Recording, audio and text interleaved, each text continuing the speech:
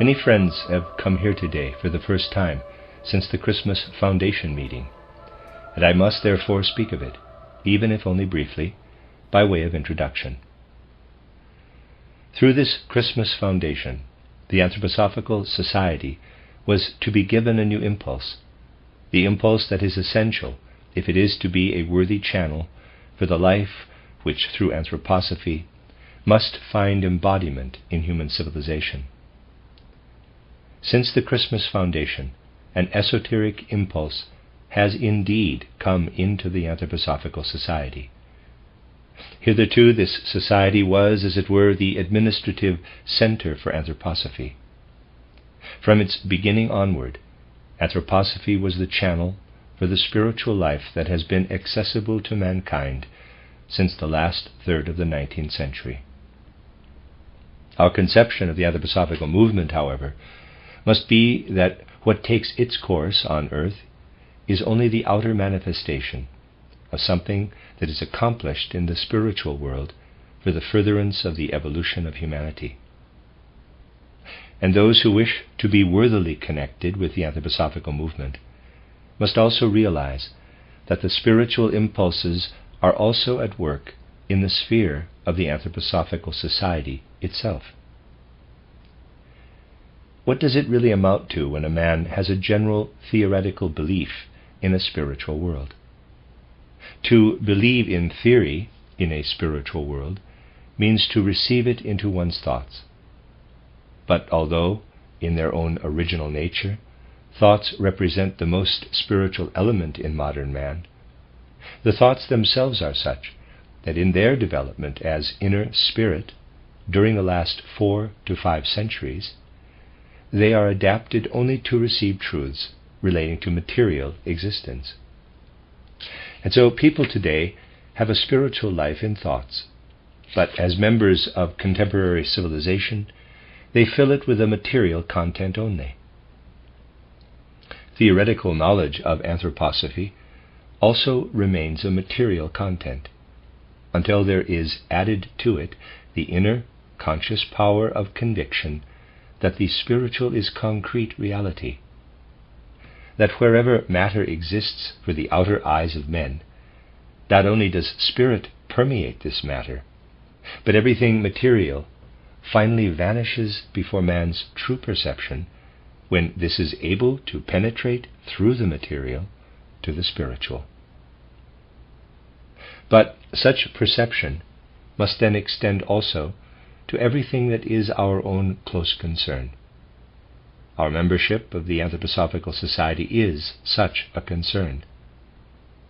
It is a fact in the outer world, and we must be able to recognize the spiritual reality corresponding to it, the spiritual movement which, in the modern age, unfolded in the spiritual world, and will go forward in earthly life if men do but keep faith with it.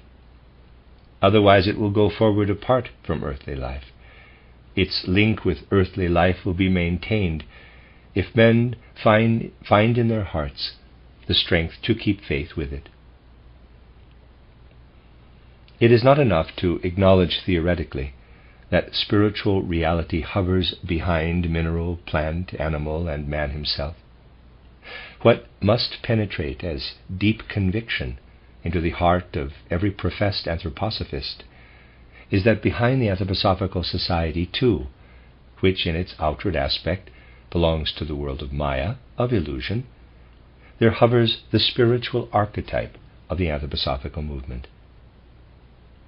This conviction must take real effect in the work and activity of the Anthroposophical Society. Before the Christmas Foundation meeting, I often said that a distinction must be made between the Anthroposophical Movement and the Anthroposophical Society, which was an exoteric administrative center for anthroposophical esotericism. Since Christmas, the opposite holds good. In all previous years, I considered myself to be the teacher of anthroposophy, apart altogether from the affairs of administration, and I adhered strictly to this principle. The Anthroposophical Society as such was directed by others. What devolved upon me was to present anthroposophy to the groups who wished for this. In the course of the lectures now being given, or in some other way, friends will be able to understand what it means to present on the earthly plane what is revealed in the spiritual world today, and the difficulties that arise when external administrative requirements are added to this connection with the spiritual world should be realized. At Christmas there was this eventuality. Either the spiritual powers who endow us with anthroposophy would take exception to the outer administrative business being connected in some way with esotericism itself, or something different would result. Hence the decision that had then to be taken was an extremely difficult one. For it might well have happened that the stream of spiritual life that has been vouchsafed to us would have been endangered as a result. Nevertheless, the decision was essential if anthroposophy was to remain connected with the Anthroposophical Society. In future, the Anthroposophical Society itself must be the center through which the esoteric life flows, and must be conscious of it. The esoteric Vorstand had then to be created at the Goetheanum.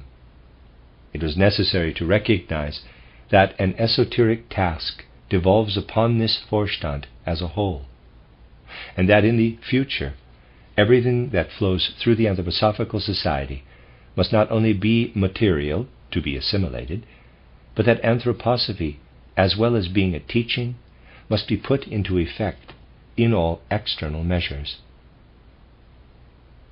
It was necessary that there should be recognition of those forces which must unite the individual personalities in the society. Such forces cannot be the subject of any program or abstractly formulated statements. Human relationships, in the truly esoteric sense, can provide the only foundation for the Anthroposophical Society.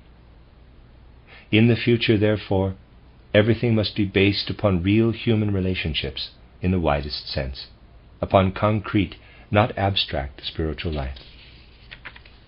It is a matter of grasping the reality of the spiritual life as such and putting it into practice in every detail of existence. Let me speak of one small matter. We decided to issue a new membership card to each of our members, of whom there are now 12,000. It was therefore a matter of preparing this number of membership cards. And in spite of an objection made by several people, I was obliged to decide to sign each card myself. This was naturally a task that took several weeks. But what does it mean? It means that my eyes have rested upon the name of the one who receives the card of membership. This is not the outcome of anything like arrogance, nor is it a purely administrative matter. It is the expression of a human relationship, perhaps a seemingly unimportant one at first, but for all that, it is a human relationship. In this way, human relationships, which are facts, differ from administrative regulations and statements contained in programs and paragraphs. The content of anthroposophy cannot be formulated in sentences and clauses, but must be life, real life, which alone can assimilate esotericism. And so it must be emphasized that since the Christmas Foundation, anthroposophy and the Anthroposophical Society are no longer to be distinguished from each other, for they have become one. What matters above all is that every single member shall be conscious of this. It may seem to you that this is a natural matter, of course, but if you think about it, you will find that it is by no means an easy matter. It is actually extremely difficult to act in accordance with it every minute of one's life. Anxiety is inevitable as to whether, under these conditions, spiritual life will continue to flow through the Anthroposophical Society as it did through the Anthroposophical Movement.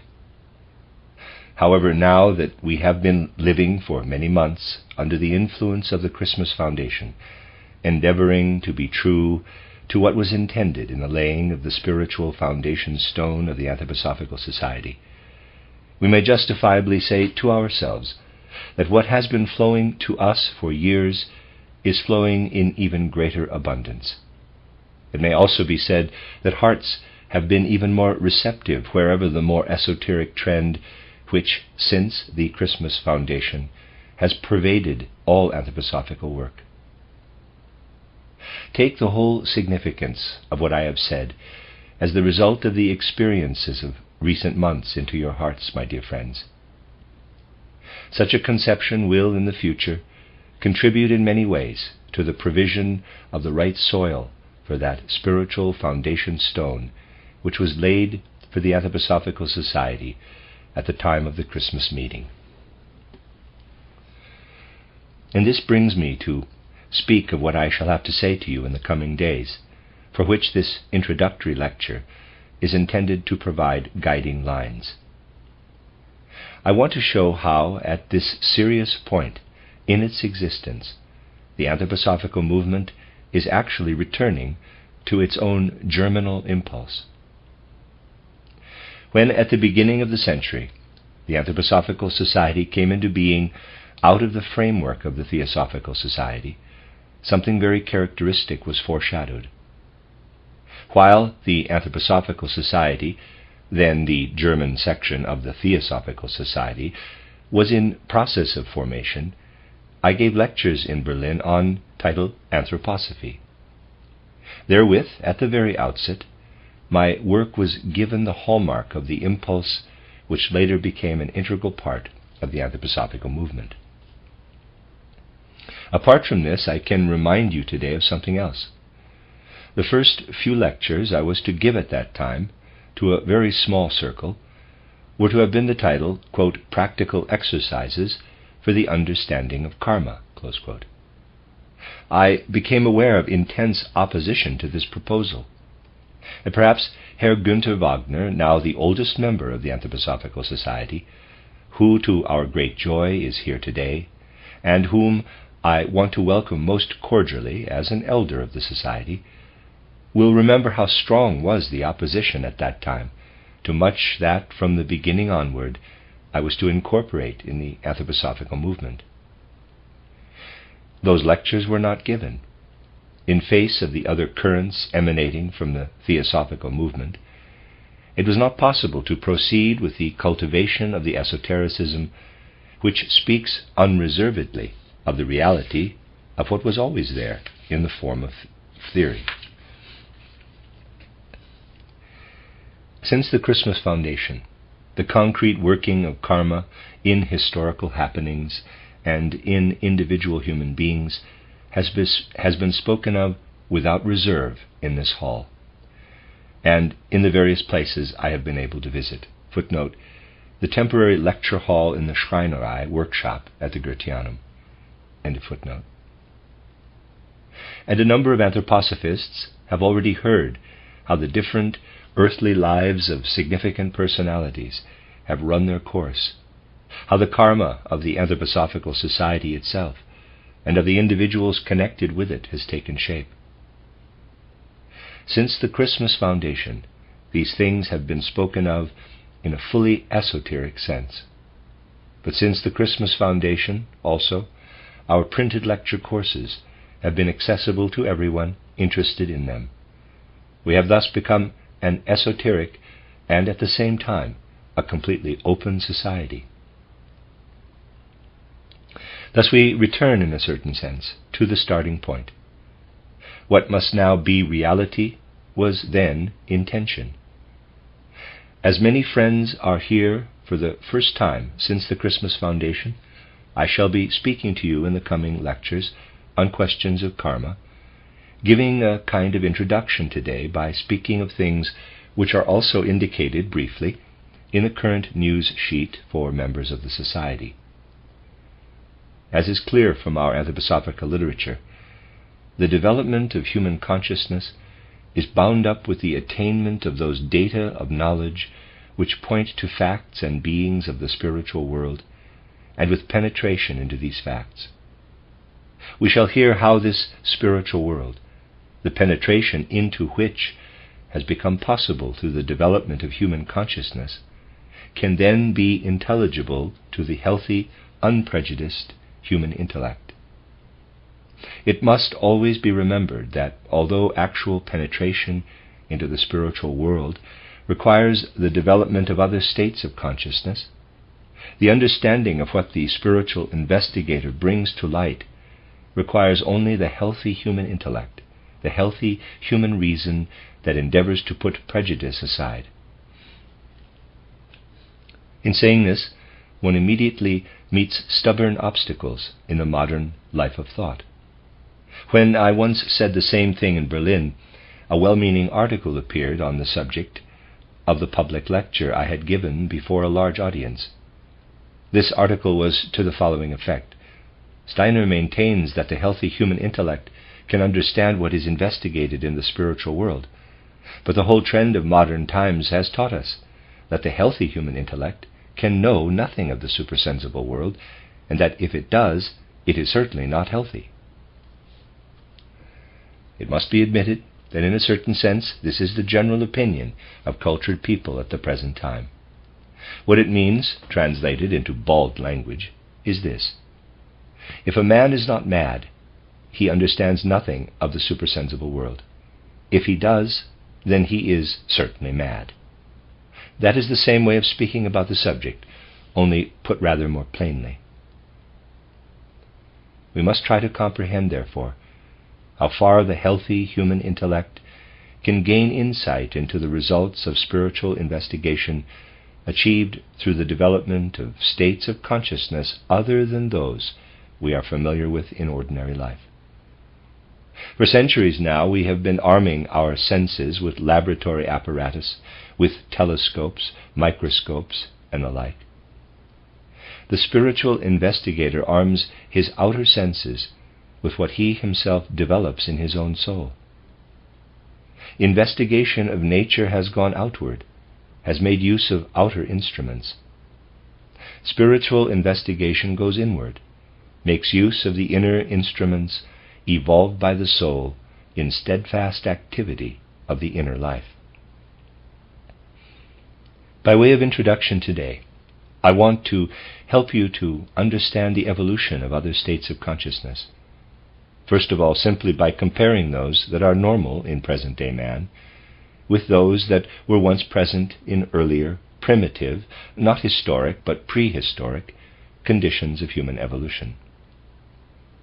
Man lives today in three states of consciousness, only one of which, really, he recognizes as a source of knowledge. They are ordinary waking consciousness, dream consciousness, dreamless sleep consciousness. In ordinary waking consciousness, we confront the outer world in such a way that we accept as reality what can be grasped through the senses, and allow it to work upon us. We grasp this outer material world with the intellect that is bound to the brain, or at any rate to the human organism. And we form ideas, concepts, emotions, and feelings, too, about what has been taken in through the senses. Then in this waking consciousness we grasp the reality of our own inner life, within certain limits. And through all kinds of reflection, through the development of ideas, we come to acknowledge the existence of a supersensible element above material things. I need not further describe this state of consciousness. It is known to everyone as the state he recognizes as pertaining to his life of knowledge and of will here on earth. For the man of the present time, dream consciousness is indistinct and dim. In dream consciousness, he sees things of the outer world in symbolic transformations, which he does not always recognize as such. A man lying in bed in the morning, still in the process of waking, does not look out at the rising sun with fully opened eyes. To his still veiled gaze, the sunlight reveals itself by shining in through the window. He is still separated as by a thin veil from what at other times he grasps in sharply outlined sense experiences and perceptions. Inwardly his soul is filled with the picture of a great fire. The heat of the fire in his dream symbolizes the shining in of the rising sun upon eyes not yet fully opened. Or, again, someone may dream that he is passing through lines of white stones placed along each side of a roadway. He comes to one of the stones and finds that it has been demolished by some force of nature or by the hand of man. He wakes up. The toothache he feels makes him aware of the decayed state of a tooth. The 2 rows of teeth have been symbolized in his dream picture, the decayed tooth in the image of the demolished stone. Or we become aware of being, apparently, in an overheated room where we feel discomfort. We wake up, the heart is thumping vigorously and the pulse beating rapidly. The feverish movement of the heart and pulse is symbolized in the overheated room. Inner and outer conditions are symbolized in dream, reminiscences of the life of day, transformed and elaborated in manifold ways into whole dream dramas, absorb the sleeper's attention. Nor does he, by any means, always know to what extent things are elaborated in the miraculous arena of his life of soul. And concerning this dream life, which may play over into waking life, when consciousness is dimmed in any way, he often labors under slight illusions. A scientist is passing a bookshop in a street. He sees a book about the lower animal species, a book which, in view of his profession, has always greatly interested him. But now, although the title indicates a content of vital importance to a scientist, he feels not the faintest interest. And then suddenly, as he is merely staring at what otherwise he would have seen with keen excitement, he hears a barrel organ in the distance playing a melody, which at first entirely escapes his memory. And he becomes all attention. Just think of it, the man is looking at the title of a scientific treatise. He pays no attention to it, but is gripped by the playing of a distant barrel organ, which in other circumstances he would not have listened to for a moment. What is the explanation? 40 years ago, while still quite young, he had danced for the first time in his life with his first partner to the same tune. He is reminded of this by the tune which he has not heard for 40 years, played on the barrel organ. Because he has remained very matter-of-fact, the scientist remembers the occasion pretty accurately. The mystic often comes to the stage of inwardly transforming a happening of this kind to such an extent that it becomes something entirely different.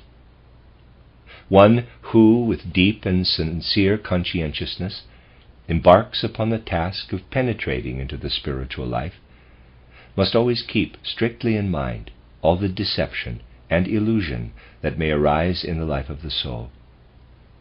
In deepening his life of soul, a man can very easily believe that an inner path has been discovered to some spiritual reality, whereas, in fact, it is no more than the transformed reminiscence of a barrel organ melody. This dream life is full of wonder and splendor, but can be rightly understood only by one who is able to bring spiritual insight to bear upon the appearances of human life.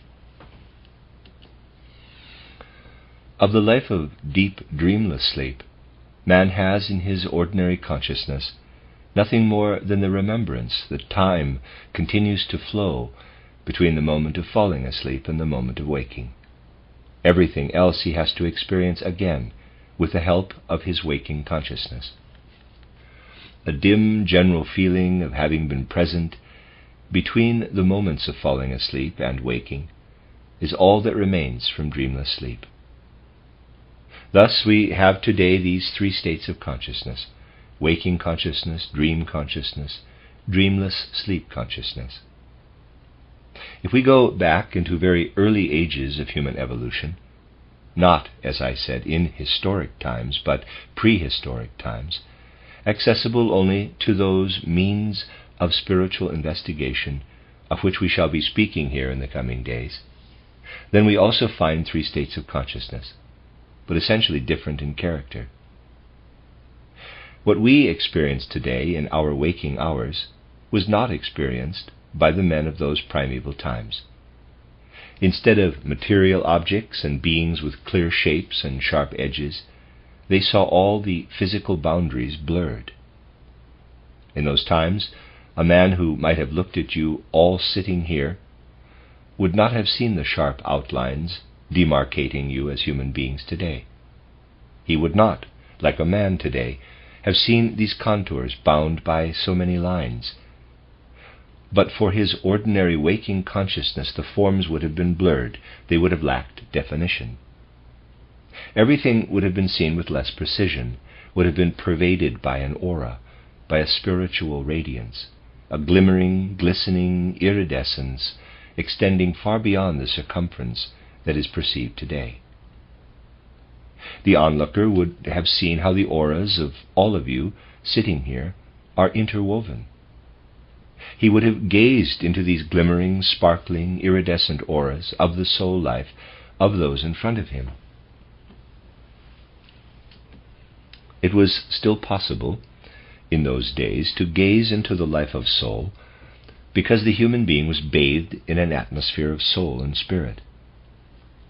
To use an analogy, if in the evening of a bright, dry day we are walking through the streets, we see the lights of the street lamps in definite outlines.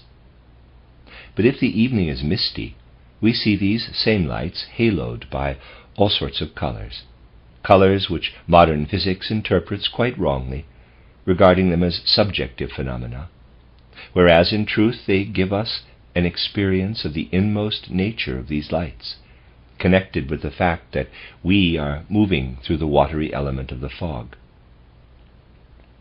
The men of ancient times moved through the element of soul and spirit. When they looked at other men, they saw their auras, which were not subjective phenomena, but a real and objective part of the human being. Such was one state of consciousness in these men of old. Then they had a state of consciousness which linked on to this, just as with us, the sleep that is invaded by dreams links on to the waking state. Again, it was not the same as our present dream condition, but everything that was material around it disappeared, vanished away. For us, sense impressions become symbols in the state of dream consciousness. Sunshine becomes fiery heat. The rows of teeth become 2 lines of stones. Dream memories become earthly or also spiritual dramas. The sense world is always there. The world of memories remains. It was different for the consciousness of one who lived in primeval times of human evolution. And we shall realize by and by that this applies to all of us, for those sitting here were present then in earlier earthly lives. In those times when the sun's light by day grew weaker, man did not see symbols of physical things, but the physical things vanished before his eyes. A tree standing before him vanished. It was transformed into the spiritual, and the spirit being belonging to the tree took its place. The legends of tree spirits were not the inventions of folk fantasy. The interpretation of these legends, however, is an invention of the fantasy of scholars who are groping in a morass of fallacy. And it was these spirits, the tree spirit, the mountain spirit, the spirit of the rocks, who in turn directed the eyes of the human soul into that world where man is between death and a new birth, where he is among spiritual realities, just as here on earth he is among physical realities, where he is among spiritual beings as on earth he is among physical beings. This was the second state of consciousness.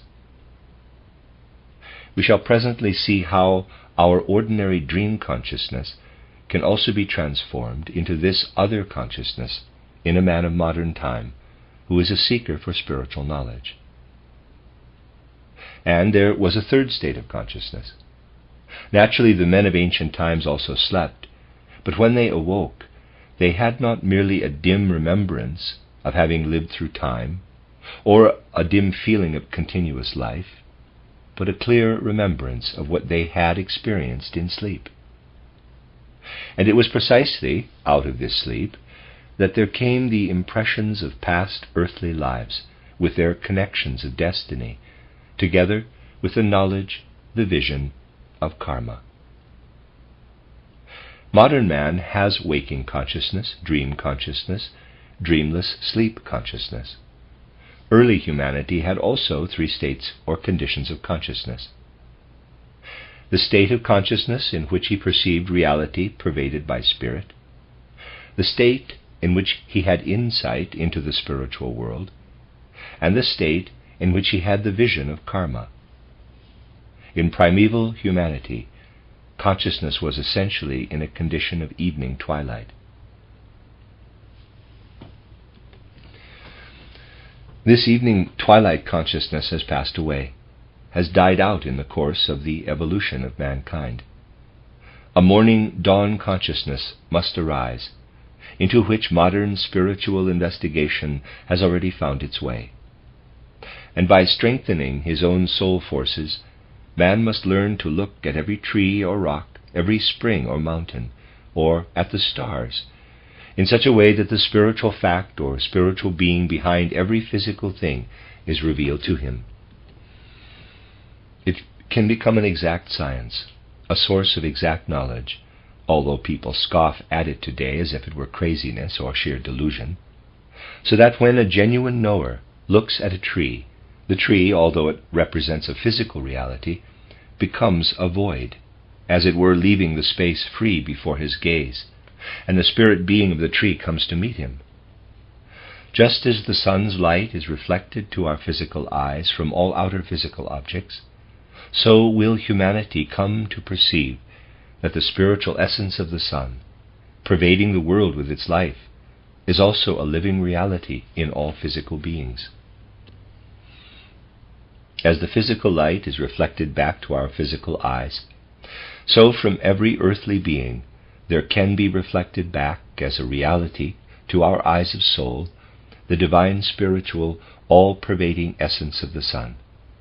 And as man now says, the rose is red, the underlying truth being that the rose is giving back to him the gift he himself receives from the physical, etheric sun nature, he will then be able to say that the rose gives back to him what it receives from the soul and spiritual essence of the sun, which streams through the world with its quickening life. Man will again find his way into a spiritual atmosphere, will know that his own being is rooted in this spiritual atmosphere. He will come to realize that within the dream consciousness, which to begin with can yield only chaotic symbolisations of the outer life of the senses, there lie the revelations of a world of spirit, through which we pass between death and a new birth. Furthermore, that in the consciousness of deep sleep there weaves and lives in us as an actual and real nexus of forces, that which, after waking, leads us into connection with the working out of our destiny, of our karma.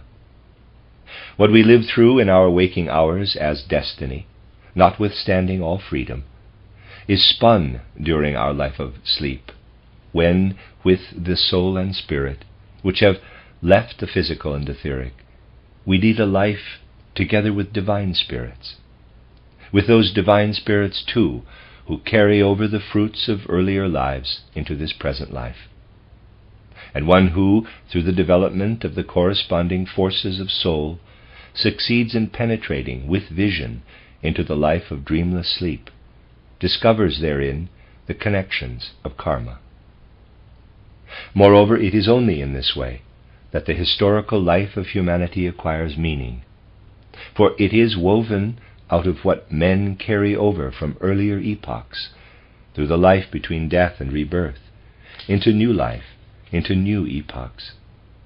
When we look at some personality of the present or some other age, we understand him rightly only when we include his past earthly lives. During the coming days, then, we shall be speaking of that spiritual investigation which, while concerning itself first with personalities in history, but then also with everyday life, leads from the present life or a life in some other age, to earlier earthly lives.